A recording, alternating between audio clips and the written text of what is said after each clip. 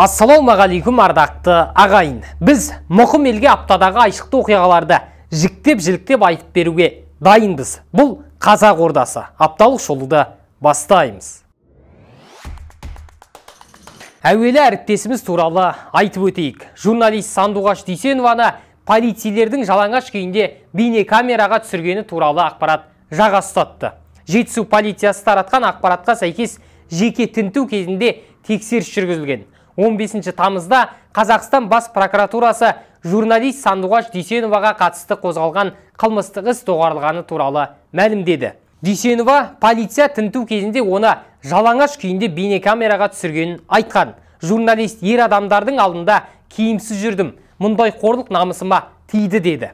Бұл мәселе қоғам назарын аударып, әлеуметтік желіде наразы пікірлерді көбейткен болатын. Шекара қызметі ресейлік Дума депутаты Константин Затулин туралы сұраққа жауап бере алмады.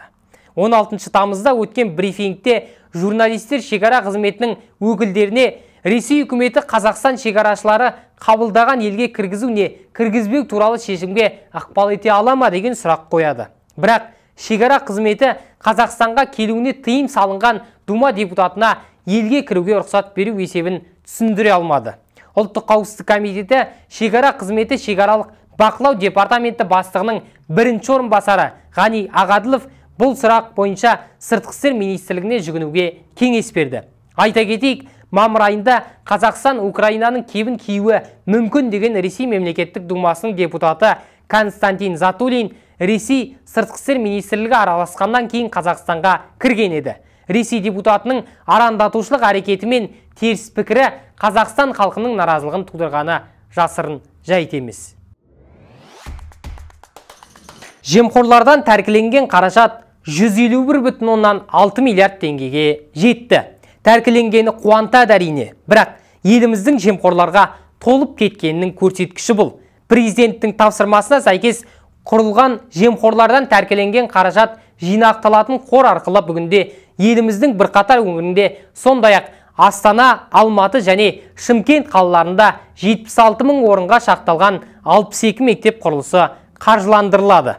Қордың қызметі мектептерді, қосалқы ғимараттарды және интернаттарды салу және қайта жаңғыру арқылы 3 ауысымдық мектептер мен апатты оқу орындарының мәселелерін шешуге және жалпы білім беру мекемелеріндегі орын тапшылығын жоюға бағытталған. Шетелге шығарылған қыруар қаражатты елге қайтарар болсақ, елдің еңсесі біршама түзелер түрі бар секілді. Қалай ойлайсыздар ағайын? Бұдан кейін жүргізуші куәлігіне емтихандарды тапсыру ережелері қиындайды. Бұл туралы эксклюзив KZ тілшісі хабарлады. Антикор мәліметіне сілтеме жасап, сыбайлас жемқорлыққа қарсы қызмет Ішкі істер министрлігімен бірлесіп арнайы халыққа қызмет көрсету орталығы қызметіне мониторинг жүргізгені айтылды.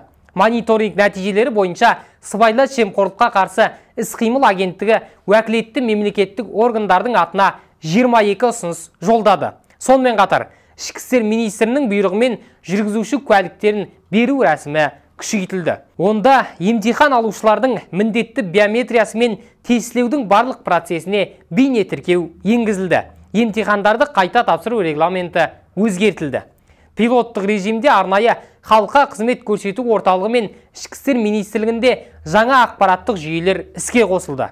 Дұрыс-ақ, жүргізуші куәлігін сатып алып, бір отбасын ойрандайтындар айналада толып жүр. Әділетті Қазақстанда жол ережесін берік ұстағанда жөн шығар. Қырғызстан Қазақстанға баратын егіс суын тоқтатты.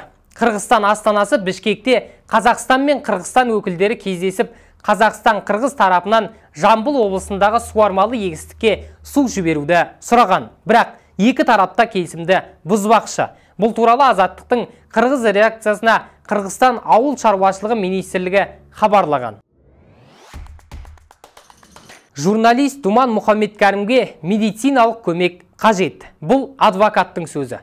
Құқық қорғаушы Бақытжан Төреғожина Фейсбуктегі парақшасында қамаудағы журналист Думан Мұхаммедкәрімнің денсаулығына байланысты тергеу изоляторы жіберген жауапты жариялады.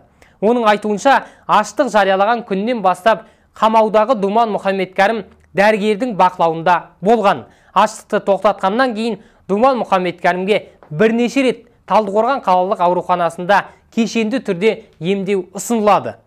Бірақ ол одан немесе қандай да бір анализ тапсырудан бас тартты. Адвокат Ғалым Нұрпейісов аштық кезінде журналист шамамен 20 килограмм салмақ жоғалтқанын айтты. Оған медициналық көмек қажет. Айта кетейік, сот журналист Думан Мұхаммедкәрімнің қамау мерзімін тағы бір айға созған еді.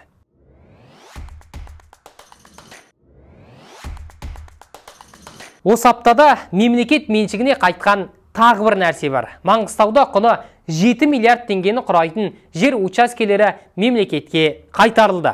Жағалау аймақтарында 2004 жылдан бері игерілмеген 2,6 миллиард теңгені құрайтын 255,5 гектар 6 жер телімдері қайтарылған. Маңғыстау облысы прокуратурасы жауапты тұлғалармен учаскелерді уақытылы түгендемеуі өңірдегі жер ресурстарын ұтымсыз және тиімсіз пайдалануына әкелгенін, қадағалау актілермен кінәлі лауазымды тұлғалар тәртіптік жауаптылыққа тартылатынын айтты.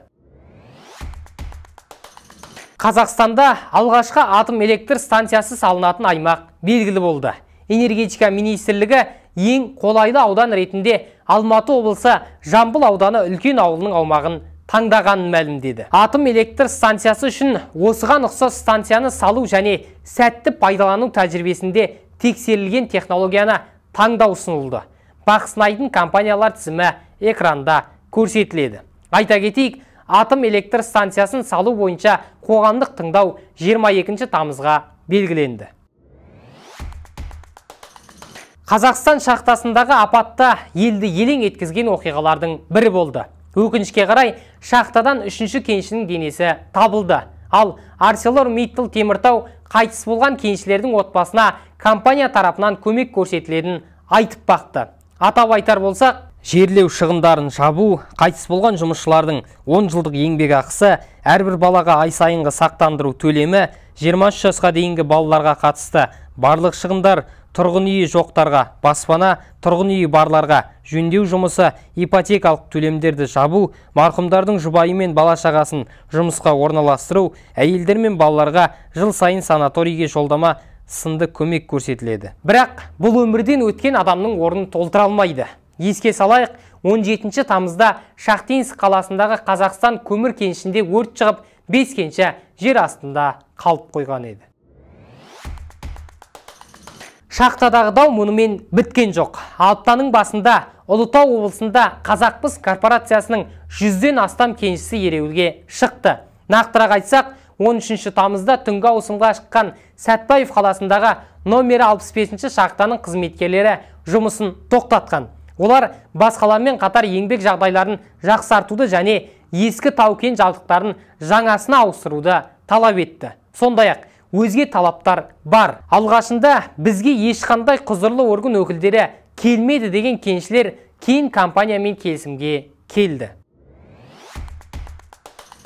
Қазақмыс корпорациясы жауапкершілігі шектеулі серіктестігіне Қазақмыс Коппер иелік етеді. Ал бұл компаниялардың 100% акциясы KCC-BV атты нидерландылық холдингке тиесілі. Ал оның 70% олигарх Владимир Кимге, ал қалған 30% корпорацияның бұрынғы басқарма төрағасы Эдуард Огайға тиесілі. Қазақтың қойындағы қазба байлықты сорып, кеншінің жанынан қалтасының қамын көбірек ойлайтын кәсіпкерлерді кезге салар кез келді.